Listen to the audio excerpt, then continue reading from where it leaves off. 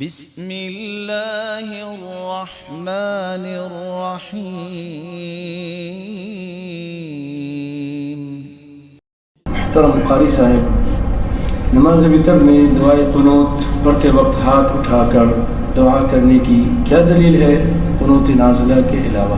عمر رضی اللہ تعالیٰ عنہ کا فعل موجود ہے، علیکم بسنتی و سنت الخلفاء الراشدین المہدیین، تم میری سنت کو اختیار کرو اور خلفاء راشدین کی سنت کو اختیار کرو۔ عمر رضی اللہ تعالیٰ عنہ کا فعل موجود ہے۔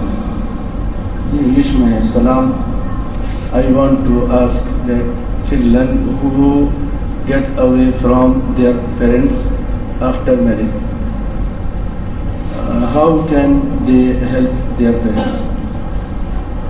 اس کا جواب انگلش میں دینا پڑے گا۔ شادی سے پہلے ہو یا شادی کے بعد میں ہو، آفٹر میرج ہو، ان کی ذمہ داری ہے کہ اپنے والدین کو اپنے سر کا تاج سمجھیں اور ان کو ہی اول حق دیں۔ رسول اللہ صلی اللہ علیہ وسلم کا فرمان موجود ہے، صحابیہ پوچھتی ہیں زوجہ مطہرہ، ای الناس اعظم حقا علی الرجل، مرد پہ سب سے زیادہ حق کس کا ہے؟ قال امہ، اس کی ماں کا ہے۔ ای الناس اعظم حقا علی المرأة، عورت پہ سب سے زیادہ حق کس کا ہے؟ قال زوجها، اس کے خامد کا۔ تو والدین کا حق ساقط نہیں ہوتا شادی کے بعد، اس کے بعد بھی ان کے ساتھ اچھا سلوک کرنا چاہیے۔